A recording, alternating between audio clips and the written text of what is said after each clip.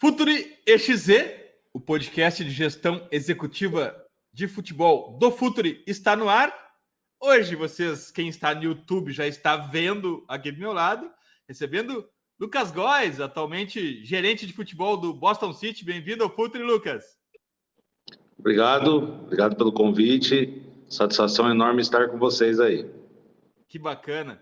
Bom, aqui no Futuri EXE é um podcast que é aberto, é uma produção do Futuri Academy, mais especificamente da Certidão Executivo de Futebol 2024, com a curadoria de Ricardo Moreira, executivo do Orlando City da MLS. Para quem quiser saber mais sobre a certificação, para quem almeja ser executivo de futebol, acesse futuri.com.br/cursos. Na verdade, é uma aula aberta em que a gente acaba compartilhando, além dos nossos alunos, também com quem mais se interessar por gestão executiva do futebol. Sempre quando a gente fala em algum conteúdo, em algum produto digital, as pessoas perguntam, né, sempre, quem é a persona, para quem a gente vai falar, qual é o perfil da pessoa que a gente vai atingir. O perfil aqui é o aluno da certificação, é quem quer se certificar e quem quer exercer a carreira de executivo de futebol. E, Lucas, eu acho que um bom gancho para a gente começar essa conversa é como chegaste na gestão executiva de futebol. Qual é o teu caminho para ser um executivo de futebol, para trabalhar na gestão executiva, Lucas? Aqui tu sabe que tem um padrão, né? Geralmente quem vem aqui, dos que já passaram por aqui, a gente conseguiu. E um trabalho do executivo também é procurar por padrões, né? Padrão, é o Sim. Advogado que queria ser jogador e machucou o joelho. É o teu caso esse, Lucas? Bacana. E só passou férias, né? Primeiramente, parabéns pela iniciativa do curso, né? Todos os cursos que têm sido colocados na plataforma aí têm tido não só elogios, como uma aceitação enorme e formando, né, novos profissionais, dando perspectivas de qualificação aí do esporte. A minha história não difere de alguns. Eu fui aquele atleta de futsal que não consegui transitar para o futebol de campo. E aí passei a universidade, né? Cursaram o curso de Educação Física na UEPG, que é a Universidade Estadual de Ponta Grossa, que por mais que seja a mais antiga do estado do Paraná, ela não tem o cunho de formar profissionais para o alto rendimento, né? Geralmente, os profissionais que saem para o alto rendimento, eles saem das escolas de Maringá, Londrina ou Curitiba. E eu fiquei no meio ali, em Ponta Grossa. Então, quando terminei o curso de Educação Física, fui procurar o alto rendimento em Curitiba, até conseguir, aí, depois de passar por vários clubes de menor expressão, como treinador, uma oportunidade no Paraná Clube, né? Depois disso, no Paraná Clube, por 3 anos, fui treinador do Sub-15, 17, auxiliar do 20, e aí já fui tendo a oportunidade de conhecer também os outros processos, coordenação de fisiologia. Trabalhei com grandes profissionais que hoje brilham no mercado brasileiro e internacional, né? Hoje morei e trabalhei muito tempo com o André Fornaziero, que hoje está no Aspire Academy, trabalhou no Atlético Paranaense. Então, nós construímos o Renan, atual campeão da Copa São Paulo, preparador físico do Corinthians. Então, essa turma de profissionais revelados pelo Paraná Clube nessa época, Rodrigo Bruns, preparador de goleiro hoje, com Pedro Caixinha no Red Bull. Todos nós saímos dessa safra ali do Paraná Clube e fui para o Desportivo Brasil. Nesse período no Desportivo Brasil, fui treinador também.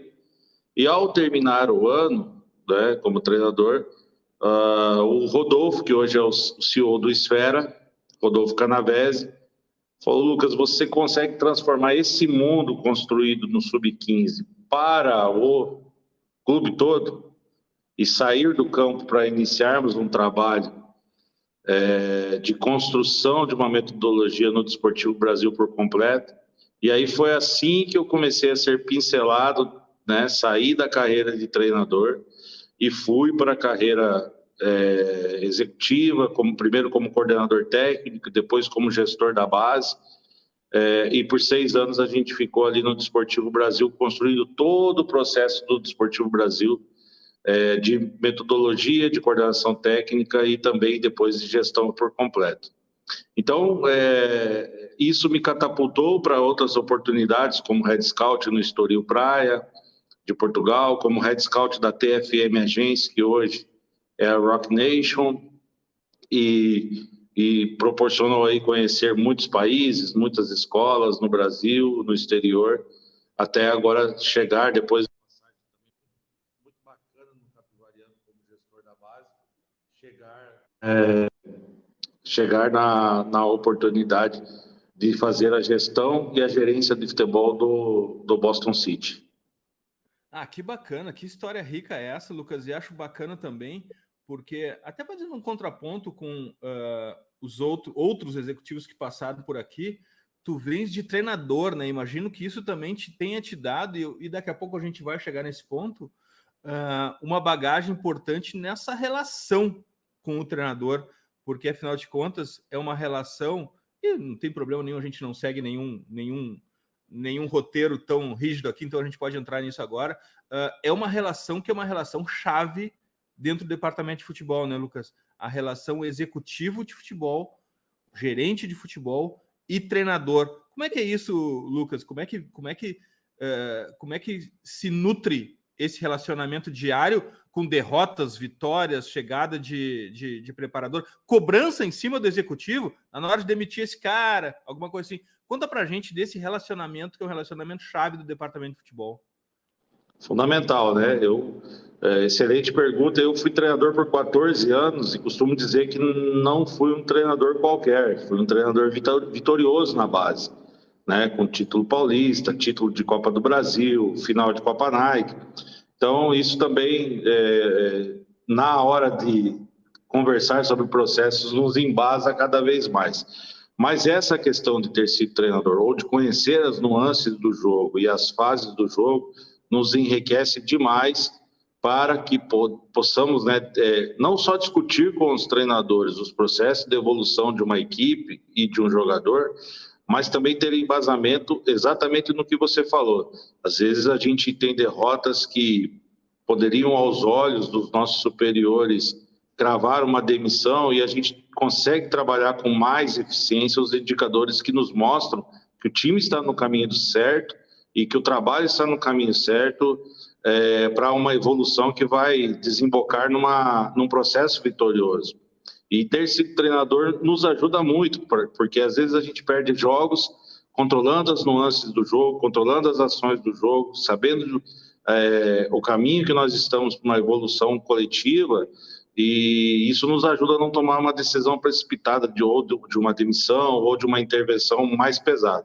E às vezes a gente ganha jogos e continua muito infeliz com o processo, porque a gente consegue gerir as fases do jogo com qualidade, analisar as fases do jogo com qualidade, e não só isso, não só qualitativamente, e sim também quantitativamente, né? Então, ter sido treinador embasa todos os profissionais, quer seja coordenador técnico, executivo, gerente, para uma discussão melhor e maior na interface que você faz entre as comissões técnicas e a diretoria que está acima de você.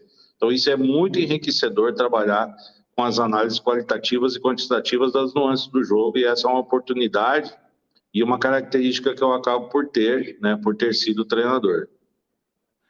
Lucas, quando que é hora de demitir um treinador? Você tem que procurar criar nós temos um documento direcionador onde a gente classifica os pontos positivos de análise de um treinador e os pontos que nós consideramos aqui, a palavra pontos negativos, uma frase um pouco pesada. Então, pontos a melhorar. Não seria pontos a melhorar, pontos que deveremos evitar. Ok. Né?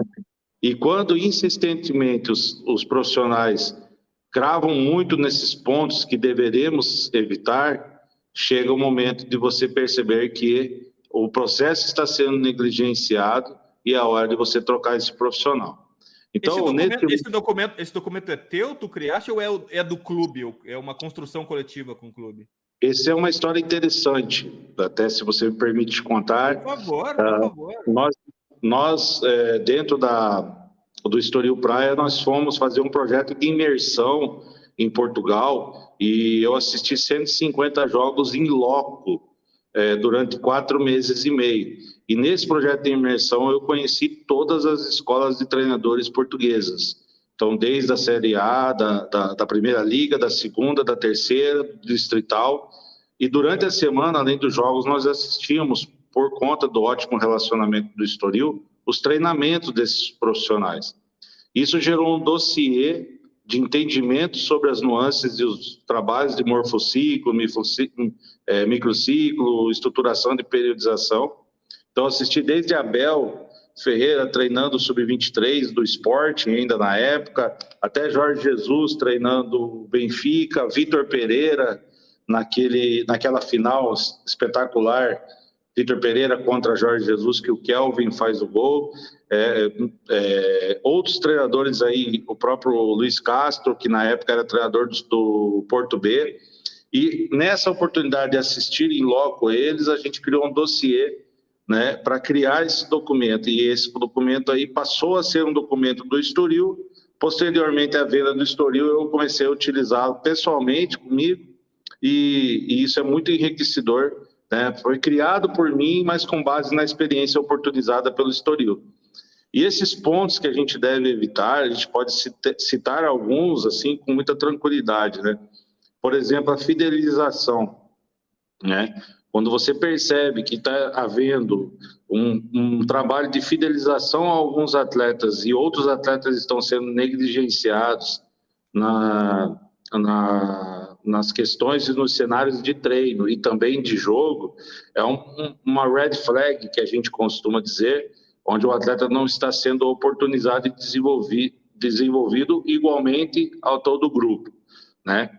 Então, passam de 50 pontos que a gente procura e deve evitar. Um desses pontos é o treinador não procurar ser fidelizador a pequenos grupos ou a tais indivíduos.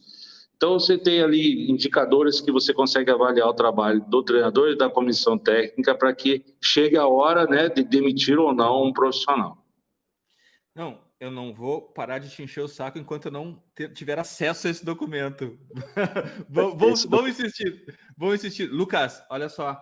Outro ponto bacana da gente tratar aqui é sobre até a evolução de uma relação profissional nos departamentos de futebol. Eu posso te dar um testemunho aqui no Futuri, que no nosso serviço no Futuri Pro de consultoria a clubes de inteligência de mercado, em 5 anos mudou muito. É incrível como até as demandas dos clubes há 4, 5 anos atrás, sem saber muito exatamente que jogador queria, o que faria com os jogadores para vender, e hoje é incrível como isso mudou. Imagino que na gestão executiva também, no relacionamento com...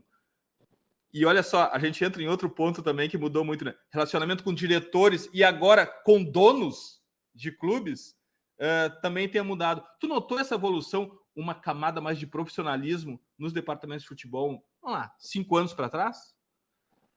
Eu acredito que, não diria 5 anos, mas talvez nos últimos 2 a 3 anos, quando a gente teve esse movimento da SAF mais latente dentro do nosso país, nós percebemos que o espírito empreendedor começou a ficar mais explícito para todos nós profissionais. Então, aqueles profissionais que têm uma veia de mercado e um entendimento dessa veia de mercado, começam a entender que os diretores acima estão buscando no produto do futebol o que até outros departamentos já buscavam, como o departamento de marketing, como o departamento comercial, né? E o departamento de futebol, às vezes, era algo assim muito passional, onde você queria montar times que agradassem a torcida a qualquer preço e etc. E isso depois poderia eventualmente criar um rombo nas contas do clube. Eu notei, sim, obviamente que hoje no Boston City eu renovei meu contrato por 4 anos, mas nos últimos 18 meses eu tive várias propostas. Dentre essas propostas, as abordagens são totalmente comerciais, onde eles buscam investimento / lucro e terminologias como emergent talents, talentos emergentes, jogadores com perfil comercial, eles são muito falados em todas essas conversas que a gente tem em abordagem. Então, acho que a maior prova que eu notei essa mudança é realmente a abordagem que os diretores têm conosco. Hoje, a relação do futebol começa a ter um cunho custo-benefício, investimento-lucro cada dia mais alto. Que bacana, eu fico muito feliz de saber disso, porque às vezes quando a gente conversa com treinadores no nosso outro podcast, o TPI, os treinadores até falam que nas entrevistas nem se fala em futebol. É quanto quer receber, qual o salário, pronto, e vem, e o projeto é o treinador, não tem nenhum projeto por trás. Eu fico super feliz de saber que também está evoluindo nessa questão dos executivos como um executivo para fazer parte de um projeto, e não o executivo ser o projeto e o projeto ser a agenda de contatos também do executivo. Mas, Lucas, vamos entrar num clube aqui, e uma pergunta que tem sido... a gente achou uma pergunta aqui nesse podcast que tem sido respondido de forma muito bacana pelos executivos que passam por aqui, porque cada um tem uma visão um pouco diferente, muito pessoal. O que se faz nos primeiros 90 dias de clube? Olha, diagnósticos. Os primeiros 90 dias é um projeto de imersão e diagnóstico. Você precisa entender ao certo o que você tem em termos de níveis de treino e desenvolvimento, você tem em termos de níveis de atletas, né? Você tem que ter um trabalho multidisciplinar e transdisciplinar para que você tenha a oportunidade de fazer um one-on-one com todos os profissionais que estão no clube, entender o que eles enxergam dentro do clube em termos de missão, visão e valores, para saber se está alinhado isso entre os profissionais, né? Conversar com todos, se todos estão confortáveis no cargo que estão e nas suas atribuições diárias, né? E perceber e diagnosticar e detectar se essas áreas estão interligadas em prol da produtividade da instituição. Então, os primeiros 90 dias, né, elas são ações de diagnosticar possíveis questões em potencial e em funcionamento, e outras que estão totalmente isoladas, à deriva, deteriorando o ativo do clube ou, de repente, aumentando o passivo do clube. Então, acho que você precisa diagnosticar como está seu caixa financeiro, como está seu orçamento, onde ele está sendo aplicado, né? Como ele está sendo aplicado, com que energia cada valor está sendo aplicado e qual é a estratégia que está sendo feita dentro do clube nesse momento para com os objetivos do clube, né? Então, isso com certeza é o maior papel do gestor, do gerente, do executivo, é diagnosticar aí nos primeiros 90 dias como o clube trabalha e como os profissionais estão e para onde está indo esse valor, esse investimento e esse orçamento, para você começar a preparar a casa, ajustar a casa e potencializar aquilo que já vem sendo bem feito, né? Lucas, tem sido também nessa evolução que a gente falou há pouco, é incrível como o executivo também se tornou um cargo midiático, e porque agora os executivos passam a ser, de alguma forma, até algumas estrelas do clube, se expõem mais e acabam entrando também no rodízio de demissões por conta dessa exposição.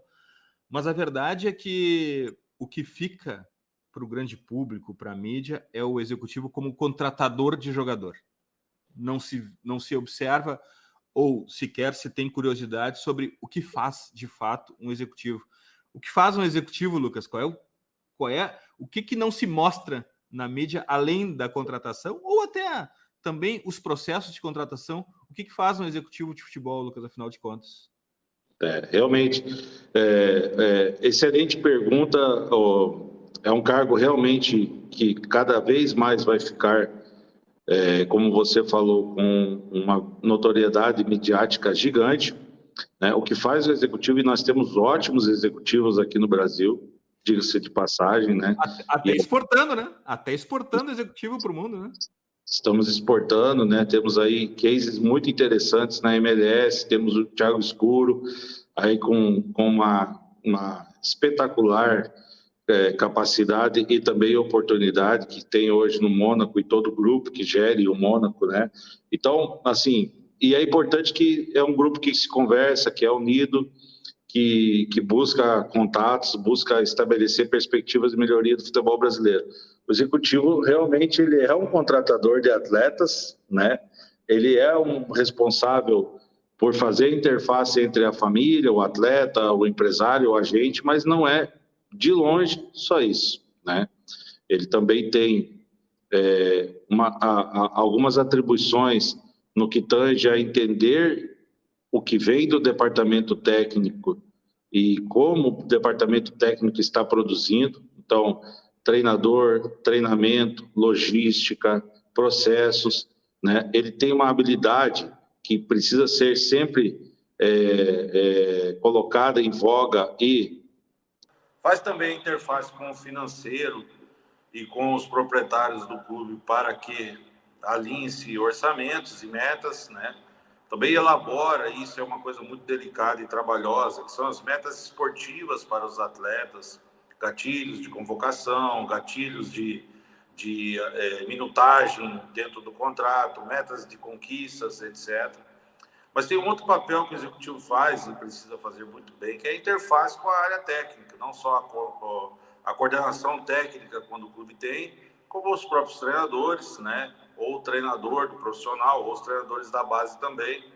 Como a gente tinha falado, há alguns executivos que têm muita habilidade para fazer a gestão e a interface com as categorias de base, ou seja, hoje em dia, quando a gente visita clubes também, a gente vê atletas da base treinando periodicamente com o time profissional.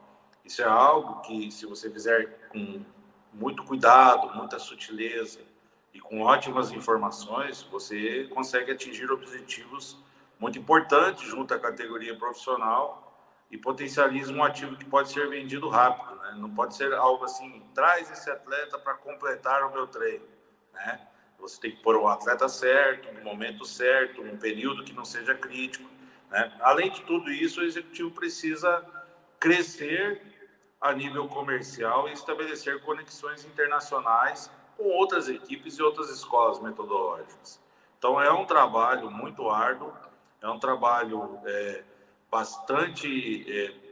que exige bastante profissionalismo e bastante conhecimento, porque você tem que entender não só das nuances de treino e das nuances de periodização, como lá no final também, como você vai estruturar gatilhos de contrato para que você traga rentabilidade ao seu clube.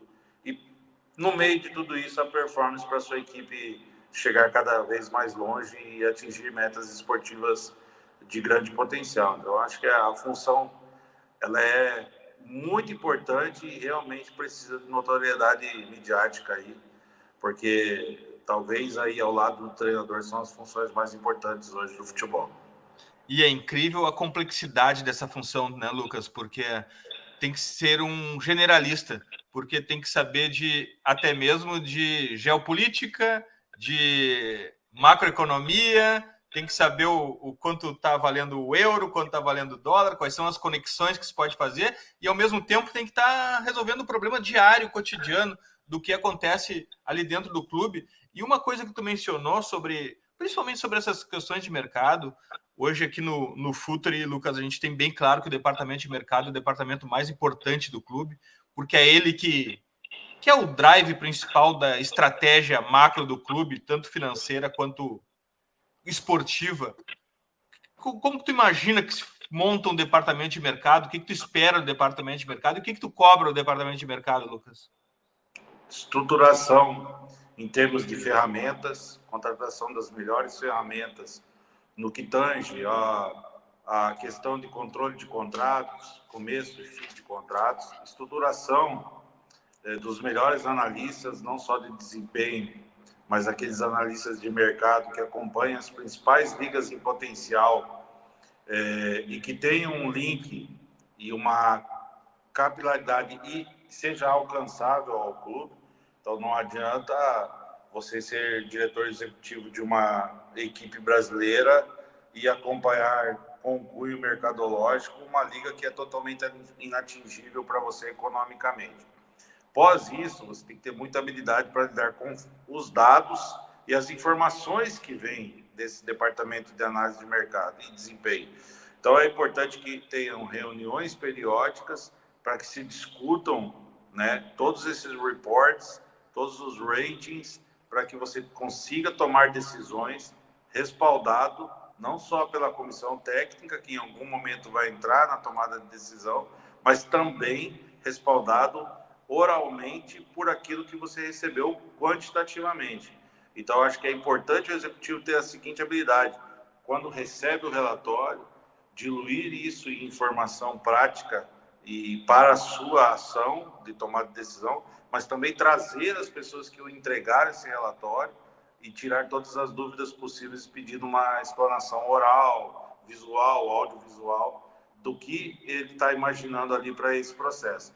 Então, acho que é fundamental o departamento, os clubes estão crescendo muito nisso, mas é fundamental, assim, acredito que o mais importante é o executivo ter habilidade para lidar com esses dados e potencializar isso da melhor forma. Você estava falando da questão geopolítica e etc. Agora está surgindo no mercado a profissão do... Eu acho que essa palavra é um pouco esquisita para o futebol, mas é do lobista, né? Que é o que liga as pontas interessadas, mas que não tem interesse em ser um agente de futebol. Então, ele pega determinada instituição internacional, determinada instituição brasileira, e faz com que as duas se conheçam e conheçam as suas melhores práticas e seus melhores ativos. Nesse momento, ele sai, porque cada atleta já tem um empresário de cada lado. Então, essa pessoa ela é extremamente capacitada, ela conhece até mais do que o diretor executivo, liga as duas pontas. Se você não entender da moeda desse país, não entender o que é aquela instituição, você fica completamente perdido numa intermediação feita por um profissional assim. Então, realmente é multifacetada a necessidade de conhecimento de um diretor executivo. E é importante porque os clubes precisam também criar novas rotas comerciais e estabelecer relacionamento comercial com essas novas rotas e com esses novos mercados. Até vale a pena para quem está nos ouvindo, e a gente está direcionando isso para os alunos da certificação. Aqui no Futre a gente tem o nosso radar de transferências, que é aquela ferramenta de mecanismo de solidariedade, onde a gente entrega para os clubes trimestralmente relatórios de todas as transferências que ocorreram no mundo que envolveram ex-atletas do clube. E é bacana de compartilhar isso, porque o cliente dessa ferramenta normalmente era o jurídico. O jurídico pegava o relatório, via quais eram os atletas que tinham as transferências, o percentual de mecanismo, e ia cobrar na FIFA o seu mecanismo de solidariedade.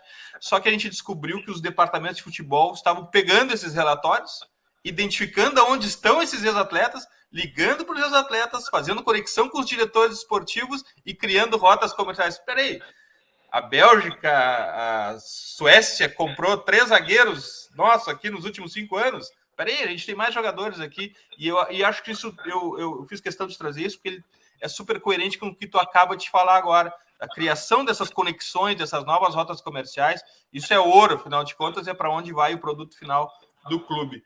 Lucas, Lucas, outro ponto bacana que a gente descobriu ao falar com vocês, executivos aqui dentro, é a importância do departamento médico. Não só como falou o Bruno aqui, que avião parado não ganha dinheiro, o jogador tem que estar em campo, e também a eficiência do departamento médico é de colocar o atleta de volta em campo, mas isso é super complexo, porque afinal de contas depende de vários fatores, né? Do interesse do atleta, inclusive, em ele recuperar rápido, ser profissional. Mas surgiu um outro lado que eu acho que as pessoas pouco conhecem sobre isso, e que eu acho que eu quero explorar contigo aqui, é como o atleta fica fragilizado e se abre quando está no departamento médico, ou seja, está fora do convívio do grupo, está fora do relacionamento dos jogos, está fora da observação da imprensa. Conta pra gente aí essa característica do departamento médico, de onde é um lugar onde os jogadores podem se abrir e conversar mais, Lucas. Sim.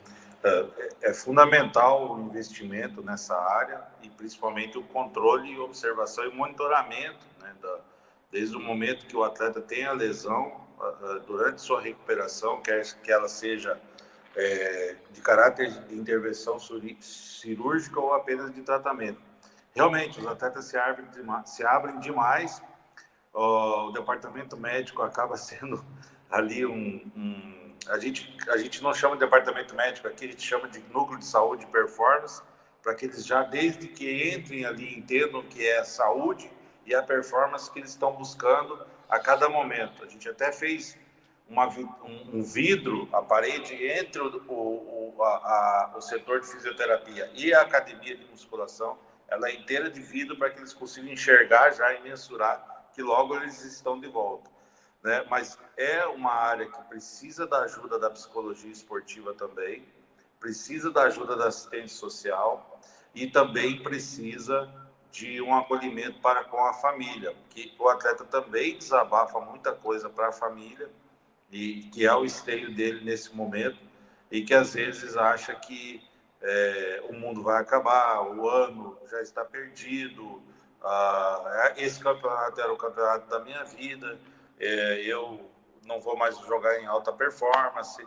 Então são dores que a gente tem que procurar diminuir nesse profissional, intercalar isso com a habilidade que o médico já tem, né, de tranquilizar esse atleta para que ele volte o mais breve possível, né? E também, junto a tudo isso, né, entra um caráter da questão do RH, do financeiro, né, do jurídico, como você bem falou, para que tudo isso esteja bem alinhado na proteção do atleta, né, e da instituição, para que não ocorram problemas também nesse quesito.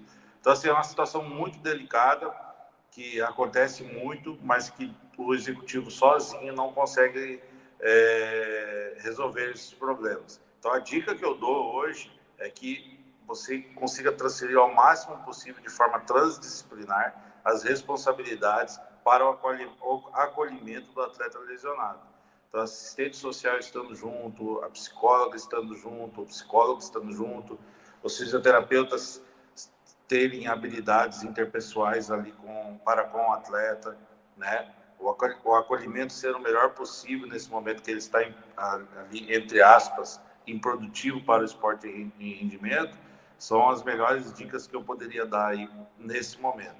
E também deixar sempre o jurídico, o financeiro, o RH muito bem informado para que eles tomem as melhores práticas e decisões para a proteção do atleta e também da instituição.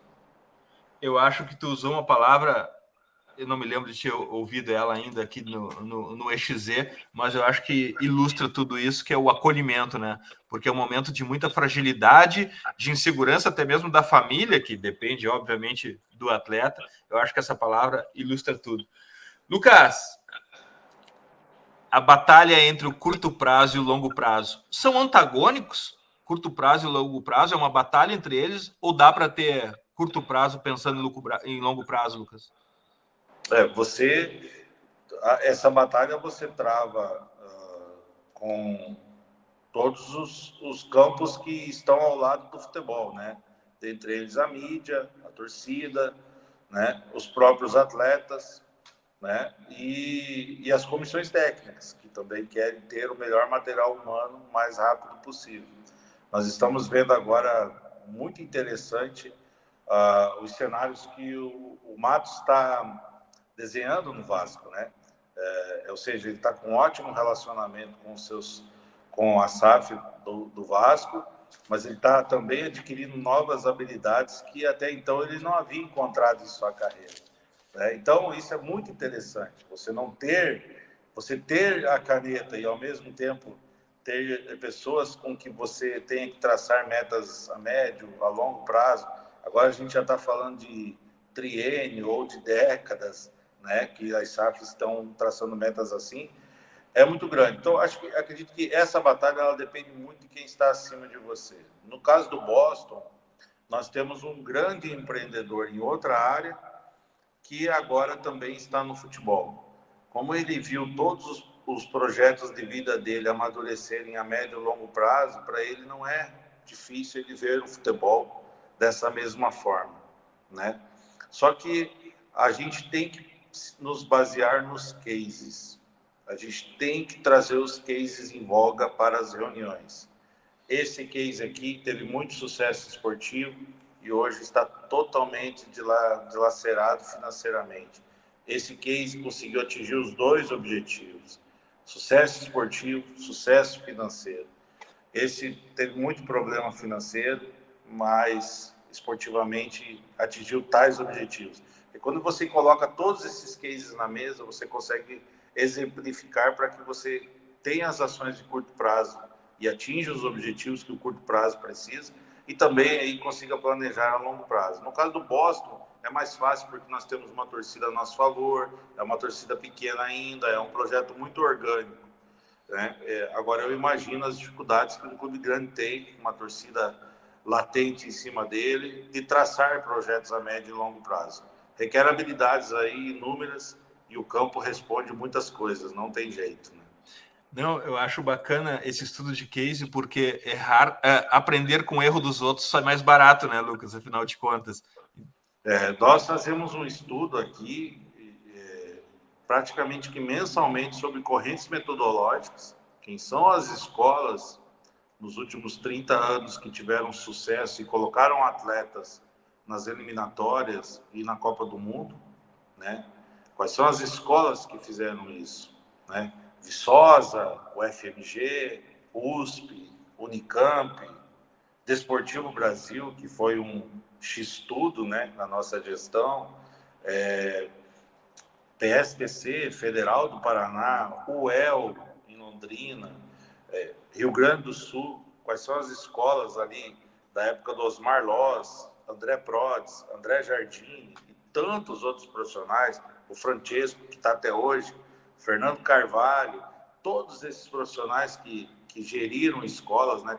Eu não sei onde está hoje aquele processo agressivo que o Inter teve, muito agressivo no mercado, que foi Jorge Macedo, né?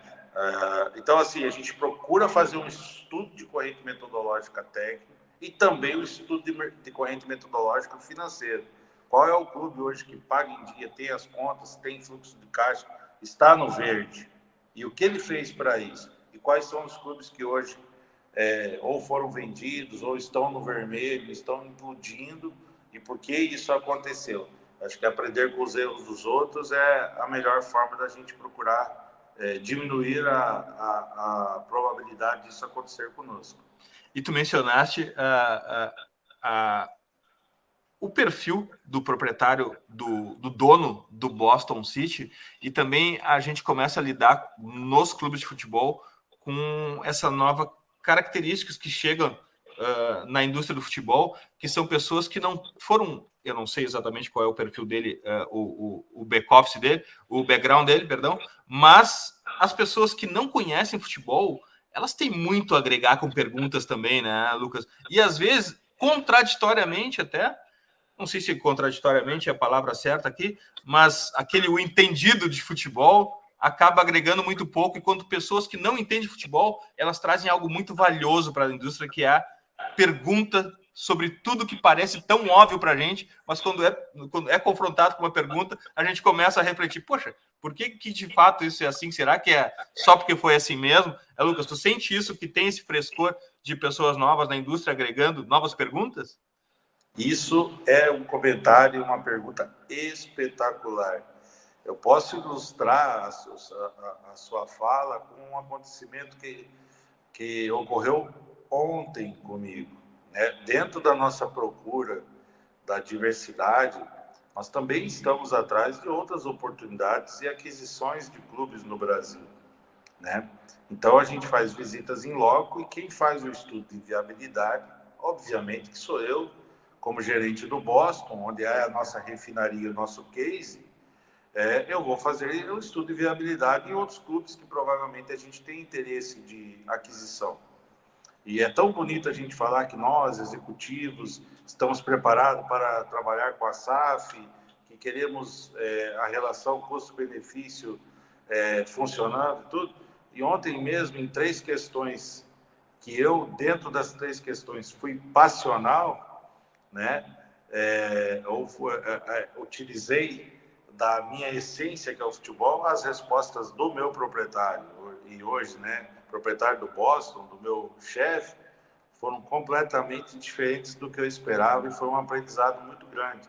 Então, eu costumo dizer assim, aquela história que o McDonald's vende sanduíche e que realmente o case é imobiliário, né, é um grande exemplo para nós. E ontem as respostas que ele me deu foi todas nesse sentido.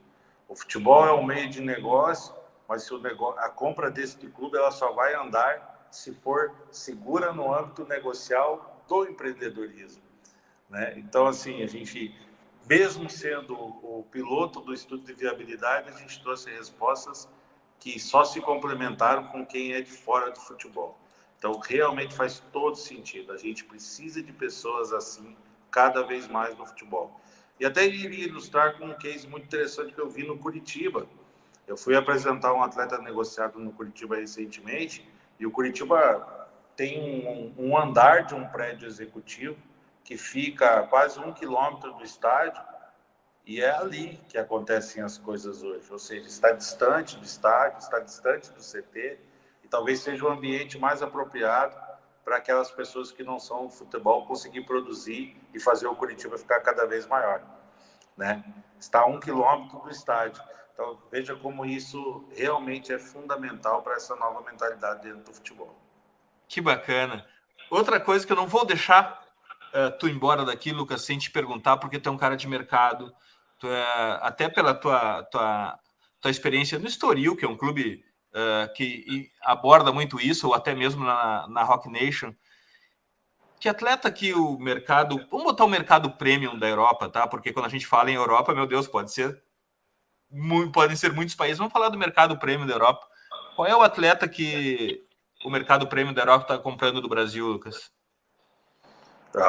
Jovem, a questão das faixas etárias contam muito ainda para que o atleta tenha uma vida esportiva e útil dentro do cenário de altíssimo rendimento e nas maiores ligas maior. Então, acho que a faixa etária conta muito ainda para o mercado emergente. Mercado emergente não, mercado top. As altas capacidades físicas e mentais, ou seja, atletas de muita potência, de muita velocidade e com uma força mental estrondorosa em que tange a treinamento, trabalhar bem com as situações de jogo, de viagens, de reserva, de cobrança, de adaptação com outras nacionalidades cada vez mais rápida, né? E quando para com a observação aqui no Brasil, regularidade, né? Um atleta que tenha uma regularidade entre o intervalo de um jogo para o outro, não só no treinamento, como também nos jogos. Atletas que oscilam muito de um jogo para o outro, eles afastam os observadores para as tomadas de decisões, então a regularidade conta muito. Então, acho que fica dentro desse combo, né? Muita força, potência e capacidades físicas e morfológicas extraordinárias. Jovem, tem uma faixa etária que a vida útil os proporcione utilizar ele em top ligas cada vez mais, quer seja negociando ou não, ou é um clube final ou um clube ponte. Regularidade quando está no Brasil e capacidade de make decision, né? Ser um atleta que realmente traga um coelho da cartola, coisas que às vezes os europeus ou outro atleta não consegue resolver e o brasileiro vai lá e resolve. Então acho que são as características principais aí que as top ligas procuram num atleta. E eu acho que o quesito regularidade derruba muitos atletas aí na hora da tomada de decisão final.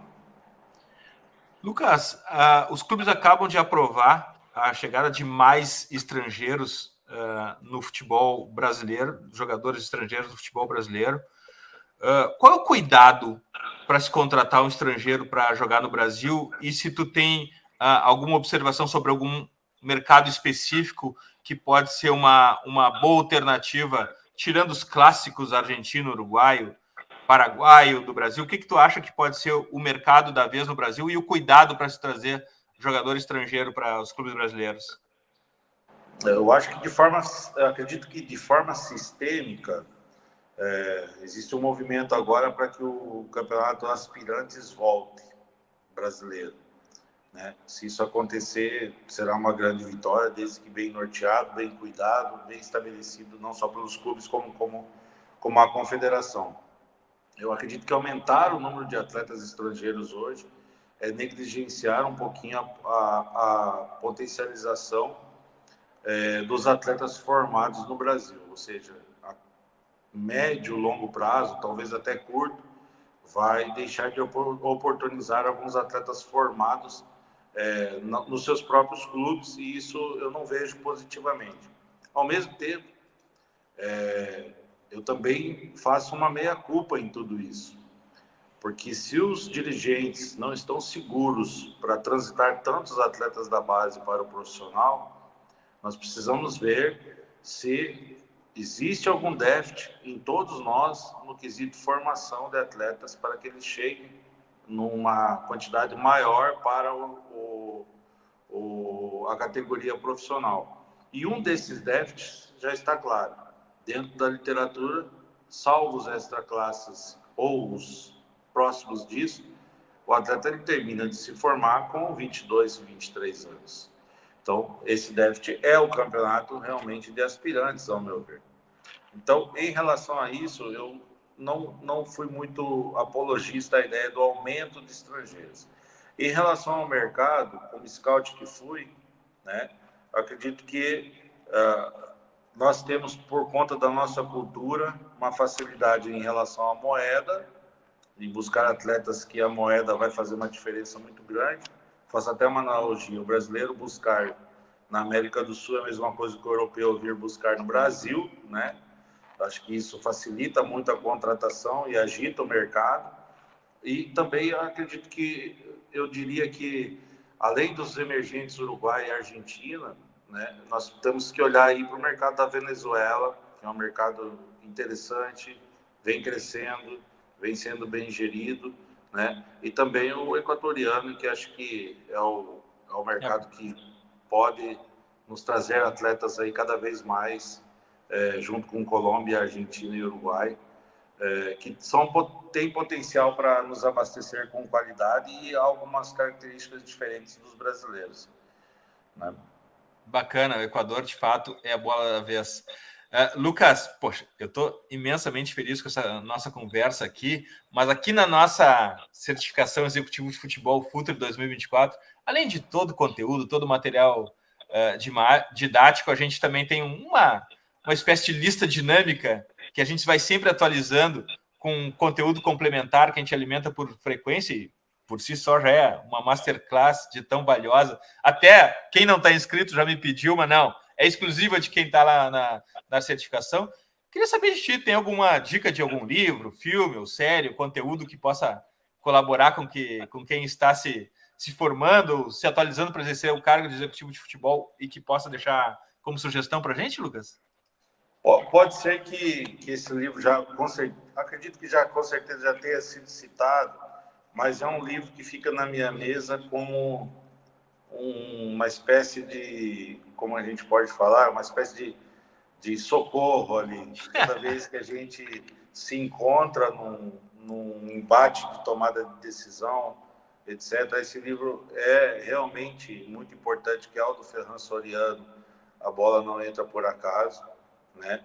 Acho que esse livro nos traz informações muito interessantes para que a gente possa tomar decisões e enxergar o futebol da melhor forma. Costumo dizer que tem uma frase do Mourinho num dos livros dele que diz assim: você pode ler esse livro muitas e muitas vezes, mas poucos serão aqueles que saberão sistematizar em cima das informações que aqui estão. Então, acho que é muito importante, além do livro, ter habilidades e dons e também muitos cursos e estudos de case para que saiba sistematizar em cima do livro. E um livro assim que eu acho que é de cabeceira mesmo, que tem que ter para quem trabalha na base, para quem trabalha no profissional, é o do profissional Hélio Carraveto, Perspectivas para a Qualificação do Rendimento Desportivo. Se não me engano, é gestão do futebol.